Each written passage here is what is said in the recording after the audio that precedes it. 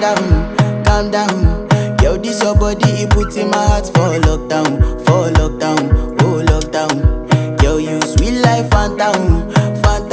If I tell you say I